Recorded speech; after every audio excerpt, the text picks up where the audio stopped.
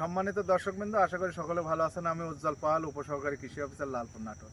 এই মুহূর্তে আমরা একটা লিচুর বাগানে আছি। আজকে আমার সাথে আছে লালপুর উপজেলার সদ্য যোগদানকৃত সুযোগ্য একজন উপসহকারী উদ্ভিদ সংরক্ষণ কর্মকর্তা, আমার সহকর্মী মাজেদুল ইসলাম ভাই, আছে আমার সহকর্মী আফরোজা।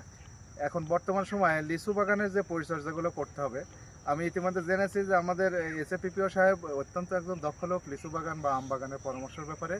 তো ওনার থেকে আমি এখন কৃষকদের কি পরামর্শ দিতে পারি বা এই বাগান সম্বন্ধে এখন বাগানি যারা রয়েছে তারা কি পরিচর্যা করতে পারবে এই সম্বন্ধে কিছু বক্তব্য রাখার জন্য আমি আহ্বান জানাচ্ছি। ধন্যবাদ উজ্জ্বল কুমার পাল, উপসহকারী কৃষি অফিসারকে। আমি অত্যন্ত আনন্দিত যে এত সুন্দর একটা লিচু বাগান, এই লিচু বাগানে ভালো ফলন হয়। তবুও দু একটা ভুল ভ্রান্তির কারণে হয়তো ফলনে হ্যাম্পার হয়, অথবা একবার ফল আসে, পরের বছর ফল আসে না, তো ফল নষ্ট হয়ে যায়, এরকম ক্ষতির সম্ভাবনা থাকে। কৃষক হতাশ হয় যখন ফল ঝরে যায়, ফেটে যায়, অথবা ফল না ধরে, মুকুল না আসে। এর কিছু পরিচর্যা আছে, বছরব্যাপী পরিচর্যা করলে এর ফলনটা প্রতি বছরই সুফল পাওয়া যায়। তার মধ্যে যে বিষয়গুলো অত্যন্ত গুরুত্ব দিয়ে পালন করতে হবে, প্রথম পর্যায়ে হলো যে নভেম্বর মাসে গাছের ডালে গার্ডেনিং করতে হয়, আর ডিসেম্বর মাসে এটা পিঞ্চিং করতে হয়। পিঞ্চিং অর্থাৎ গাছে যখন নতুন কুশি বের হয়, এই অবস্থায় কুশিগুলো এরকম যদি খয়েরি রং ধারণ করে, এই খয়েরি রং ধারণকৃত কুশিতে মুকুল বের হয় না।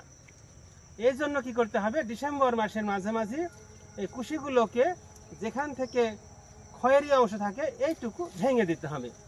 এইটুকু ভেঙে দিলে যে ডালটা থাকবে, এই ডালের নিচ থেকে খুব সুন্দর গোছাকারে মুকুল বের হবে। কারণ জানা থাকা দরকার যে একটি পাতার বয়স কমপক্ষে 3 মাস হতে হবে এবং সবুজ হতে হবে, নইলে সেখানে মুকুল বের হবে না। এই মুকুলটা এখান থেকে বের হবে, বের হলে থোকা থোকা মুকুল হবে এবং এতে খুবই ভালো ফলন পাওয়া যাবে। আর একটা বিষয় যে এখন রোগ পোকামাকড় এটার সমস্যা হতে পারে, এজন্য পূর্বেই এখানে মাকড়নাশক মাইটিসাইড যেমন ক্যালথেন আছে, তারপরে ভার্টিমেক আছে, এগুলো স্প্রে করতে হবে। আর অনেক সময় দেখা যায় যে আগা মরে আসছে, পাতা ডাল মরা এরকম দেখা যায়, এজন্য একটা ভালো ছত্রাকনাশক স্প্রে করতে হবে। আর যদি পূর্বের অভিজ্ঞতার আলোকে যদি কোনো পোকামাকড় থাকে তাহলে একটা কীটনাশক স্প্রে করতে হবে। খেয়াল করতে হবে যে এই সময়ে কোনো প্রকার সার দেওয়া যাবে না এবং পানি সেচ দেওয়া যাবে না। পানি সেচ বা সার দিলে তখন এই কচি পাতাগুলো আবার বের হয়ে যাবে। কচি পাতা বের হলেই আপনার মুকুল আসবে না, এজন্য কৃষক ক্ষতিগ্রস্ত হবে। আর পরবর্তীতে ফলের এবং মুকুলের পরিচর্যা করতে হবে, এটা আশা করি যে পরবর্তীতে আমি বিস্তারিত জানাবো। ধন্যবাদ সকলকে, আসসালামু আলাইকুম।